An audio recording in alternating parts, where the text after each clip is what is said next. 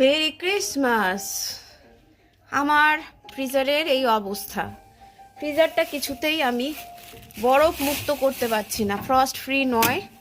সুতরাং auto defrost লেখা আছে, তো ছাতার মাথা কোনো সময় আমি ওইটাকে ডিফ্রস্ট হতে দেখি না, লেখাই থাকে অটো ডিফ্রস্ট। আজকে একটা সুন্দর দিন, আজকে এক বড় দিন।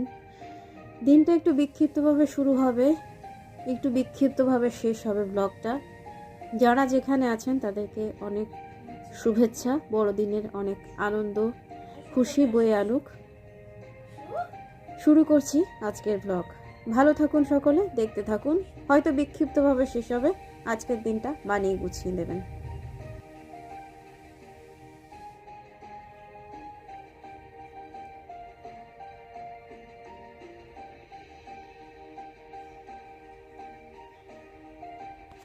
ক্রিসমাস মানে একটা বাটি ভর্তি কেক, বিরাট বড় একটা কেক। বাবাকে নিয়ে আসবে, মাকে নিয়ে আসবে ক্রিসমাসের গোপন গিফট হিসেবে, যেটা ছোটোবেলায় সান্তা দিয়ে গেছে মনে হবে। আর একটা লাল বাঁটওয়ালা ছুরি থাকবে, থাকবে একটা দুটো কমলা, তবেই না ক্রিসমাস। ধর্ম হোক যার যার, উৎসব হোক সবার, সবাইকে মেরি ক্রিসমাস।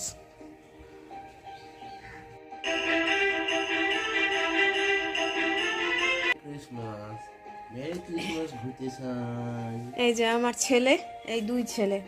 আমাকে সবাই জিজ্ঞাসা করেছেন যে আমার বাড়িতে এত এত ডিম রান্না হয়েছে, কে খায়? এই যে লাল জামা পরা ও আমার ছেলে, ওই খায়। দেখে যতটা বড় মনে হচ্ছে ততটা বড় নয়, এবং বুদ্ধিতেও ততটা বড় নয়। তো সবাইকে মেরি ক্রিসমাস। সকালবেলার বিছানার অবস্থা এরকমই থাকে, এবং আমাকে এখন পরিষ্কার করতে হবে। রোজই দেখাই একই জিনিস, আর দেখাচ্ছি না, বরঞ্চ পরিষ্কার করার পরের দৃশ্যটা দেখাবো। গুটিয়ে ফেলেছি বিছানা, এবং সেটা পরিষ্কার করার জন্য চলে এসেছেন আমার সুপুত্র। আজকে বাড়িতে আছে তাই দেখাতে পারছি, সব সময় বাড়িতে থাকে না, সেই জন্য দেখাতে পারি না। কেক খাওয়া শুরু হয়েছে, কেক খাওয়া দিয়ে শুরু হয়েছে ক্রিসমাস।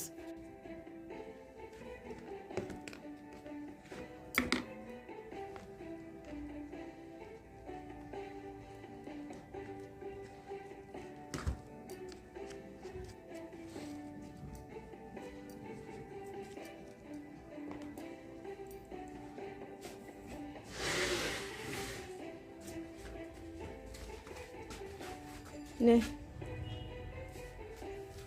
আজকে আর রুটি টুটি খাস না কেমন? আর খেতে লাগবে এত কেক খেয়ে। আজকে বাইরেটা ভীষণ কুয়াশা, ভীষণই কুয়াশা। বাজে লাগছে, এখন প্রায় 9টা বাজে, তাও ভীষণ কুয়াশা উঠেছে, মানে কুয়াশা পড়েছে আর কি। এরকম ওয়েদারে ভালো লাগে না, একটা ডিপ্রেশন তো হয়ই, যেহেতু আমি ঘরবন্দি থাকি, বেরোনোর কোনো জায়গা নেই, বা কাছে পিঠেও কোনো কিছু হচ্ছে না যে দেখতে যাব।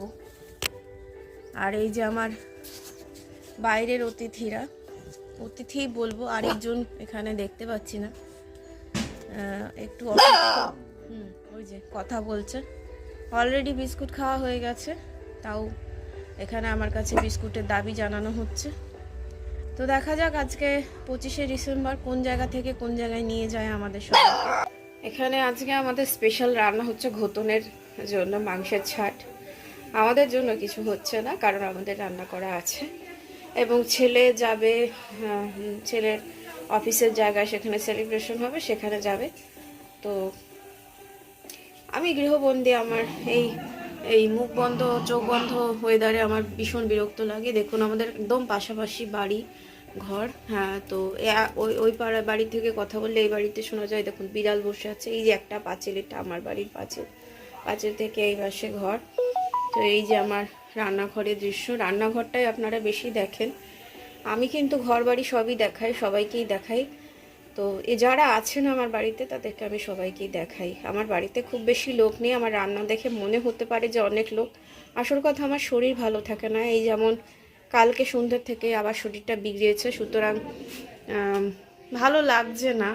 আজকে খাবার টেবিলটা একটু গোছাবো, খাবার টেবিলটাও খুব অগোছালো হয়ে আছে।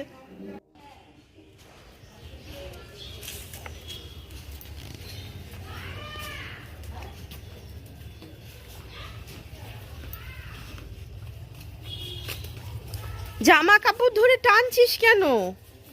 লাফালাফি করে উফ, জানলাগুলো বন্ধ করে দিই। এরকম বাজে ওয়েদারে, বৃষ্টি বৃষ্টি একটা কুয়াশা কুয়াশা ওয়েদার।